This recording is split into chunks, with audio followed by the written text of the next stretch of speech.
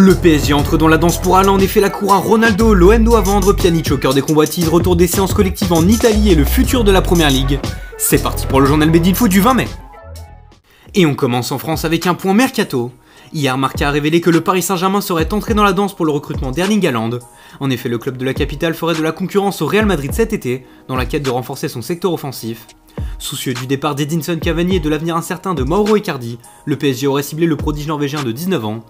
Transféré de Salzbourg à Dortmund pour 20 millions d'euros en décembre dernier, le buteur pourra en rapporter 4 fois plus en cas de départ cet été. Le Real reste tout de même très nettement en avance sur ce dossier et cherchera à faire signer Haaland dans quelques semaines. Auteur de 41 buts toutes compétitions confondues, le natif de Leeds ne fait rien comme les autres et pourrait connaître son 4e club en un an. Si Paris venait à l'enrôler, la transition avec un Kylian Mbappé presque programmé pour rejoindre Madrid en 2021 serait assurée.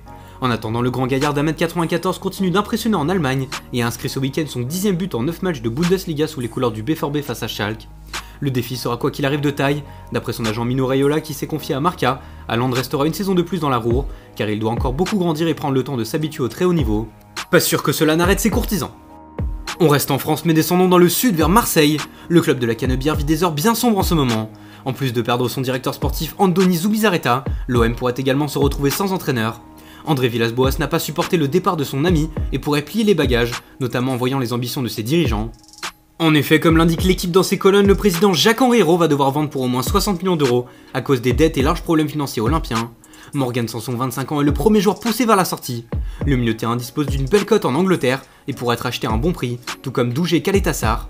Le jeune défenseur croate de 23 ans pourra s'appuyer sur Paul Aldridge, l'anglais responsable d'ouvrir les portes de la Première Ligue à l'OM. De son côté, Boubacar Kamara, 20 ans et formé au club, représente la plus haute valeur marchande du club et a vu le PSG se pencher sur son dossier pour renforcer son milieu de terrain. D'autres éléments pourraient s'en aller cet été. Bounassar, Jordan Amavi, Kenny Strootman ou encore Florian Thauvin sont concernés. On enchaîne en Espagne avec le dossier Miralem Pjanic. Le milieu de terrain de la Juventus est à la une du Mundo Deportivo ce matin. Le Barça souhaiterait absolument signer le Bosnien, mais devra faire face à la concurrence du PSG comme l'a révélé hier le Parisien. L'intérêt existe déjà depuis plusieurs mois de la part d'un club francilien qui pourrait proposer Leandro Paredes pour payer moins cher. Mais en croire le journal barcelonais, l'ancien lyonnais aurait une préférence pour l'Espagne et serait très emballé à l'idée de porter le maillot des Blaugranas dès la saison prochaine. Pjanic ne pourra pas pour autant débarquer grâce à un transfert standard, un poker show Indixport. Depuis 2 semaines, les Catalans tentent de monter des trocs. En compagnie de son coéquipier Mattia Deschiglio, l'ex-romain pourrait être échangé contre 1 ou 2 des 7 joueurs exposés par le quotidien. Parmi eux, Rafinha, Junior Firpo, Carlos Alenia, Ivan Rakitic, Samuel Umtiti, Arturo Vidal et Nelson Semedo. Selon Sport, ce serait le dernier cité qui pourrait être échangé contre Pjanic et Deschiglio, additionné à une étonnante somme de 25 millions d'euros revenant au Barça. En ce qui concerne Lautaro Martinez, un transfert à 60 millions d'euros est prévu avec 2 Barcelonais en plus dans la balance. Et puis un mot sur Younes Belhanda à la une des Stadio Deportivo, le meneur de jeu de 30 ans aujourd'hui à Galatasaray aurait 2 nouveaux prétendants après l'AS Monaco et 2 équipes saoudiennes. D'après son agent William Davila, qui s'est confié au quotidien marocain Al Massaé, l'ancien Montpelliérain aurait tapé dans l'œil des 2 clubs de Séville, un été agité à venir pour le champion de France 2012. Reprise des championnats désormais et on débute en Serie A où les journaux peuvent se réjouir aujourd'hui. Le Calcio a gagné, titre le Corriere dello Sport ce matin.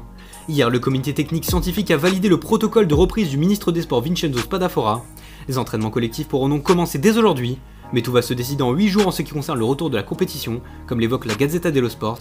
Le quotidien rappelle que le 28 mai, les dirigeants décideront d'une possible reprise de la Serie A. Tuttosport indique même que les 13 et 20 juin sont déjà ciblés pour retrouver le football. On reste d'ailleurs dans le calcio et sur Tuttosport qui affiche en une Cristiano Ronaldo. Le Ronalday, jour du retour à l'entraînement du quintuple ballon d'or portugais, après 72 jours loin de la Continassa, le centre d'entraînement de la Juventus. Le Portugais a d'ailleurs eu l'occasion de recevoir les louanges de Nasser Al-Khelaifi, le président du PSG. Comme le titre La Gazzetta, Paris lui fait la cour. Dans une interview donnée à France Football qui a dressé le classement des 50 personnalités les plus influentes du football mondial, le Qatari a décrit l'attaquant turino avec une détermination unique et une force de caractère extraordinaire. Al-Khelaifi admire de plus sa volonté implacable et estime qu'il est un exemple pour tous les futurs athlètes. Des paroles élogieuses de la part du boss parisien qui a tenté à plusieurs reprises de le faire venir en France. Et puis on termine par un détour en Angleterre où la reprise de l'entraînement collectif a enfin eu lieu hier. Et pour redonner du baume au cœur aux fans de football, les résultats des tests coronavirus ont été donnés. Et sur 748 cas étudiés, seulement 6 positifs sont annoncés, le tout dans 3 clubs différents. Le projet Restart est boosté comme le décrit le Times. Mais cette nuit, Watford a révélé 3 cas supplémentaires. En attendant, la Première Ligue veut se montrer optimiste quant à sa reprise prévue pour le 12 ou le 19 juin.